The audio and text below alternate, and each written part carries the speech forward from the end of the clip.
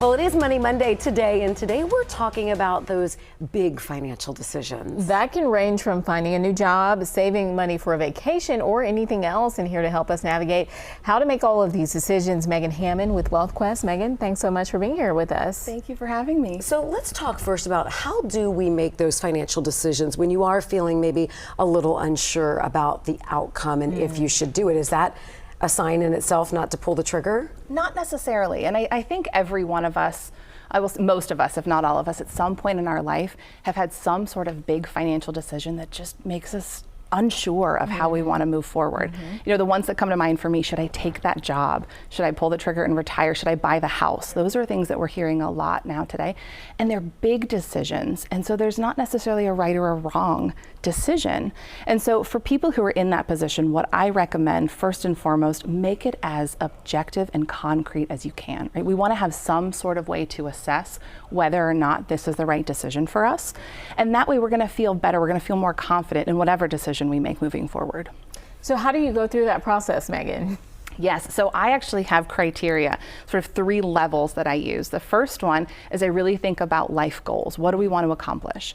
Then we're going to talk about timeline, and then we're going to look at risk. And each one of these is sort of broken into 2 categories. So if I have this decision that I need to make, right, what are my non-negotiable, my must-have life goals? And what are my want-to-haves? And then we need to look at, does this decision get us closer to that goal? And then does it get us closer to that goal in the timeline that we need? Because that's really important. Some goals and timelines are going to be short term and some are going to be long term. And then we have to flip the script a little bit and say, well, what if this doesn't work out the way that I am hoping? Can I manage the risk? And there's 2 ways to look at that. There's the capacity. So do I have the financial capacity, sort of the financial buffer to weather the storm of whatever this may be? And do I have the willingness? And the willingness to take that risk is really a non-financial assessment. I call it the sleep factor. So if things don't go the way that I want, can I still sleep at night?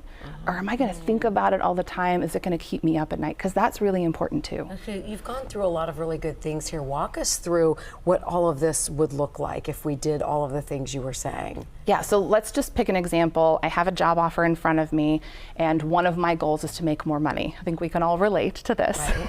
So, right, I have my job offer, and I'm going to compare it against my goals. Does this help me make more money? Right? Yes or no? And we're going to go through all of our goals, and it should be pretty straightforward, yes or no for each one of those. But then we're going to go down to our timeline. So if my reason for wanting more money is because I'm having a hard time with my budget, that's a short term, right, timeline, and I need to make more money on day 1. If my goal is to make more money because I want to retire earlier, maybe the additional growth opportunities and promotions at this job are worth it, and that timeline can be longer for me. And so there are going to be some nuances there. When we look at the risk, right, what if I just really don't like this job and I get into it?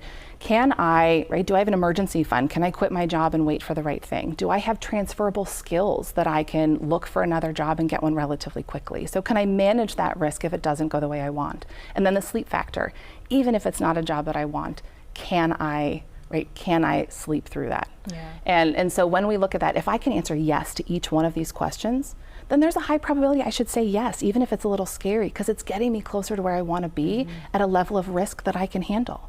But if I answer no to any one of those, then I really need to be careful about moving forward, because I might be sacrificing something important.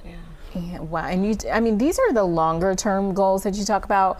Really quickly, touch on those short term things like a vacation or, you know, something that maybe you're looking forward to in the next quarter. Yeah, so I think when we're looking more short term, right, we're going to talk more about our budget and look at, is that something that I can manage? Have I been saving appropriately for that, or is it going to add more stress for me long term? Because we don't want to add that additional stress, and so it's going to be a combination of, is this something I've been planning for, and can I feel good about where I'm going to be after this vacation, or do I need to manage maybe my expectations on that vacation to keep it in a place where I'm going to be comfortable? I feel like I need Megan just to do a whole series on getting kids through college, because that's a whole other long-term, short-term, I don't even know what kind of goal. I'm trying to manage, do I need to see Beyonce close up, or can I be further back?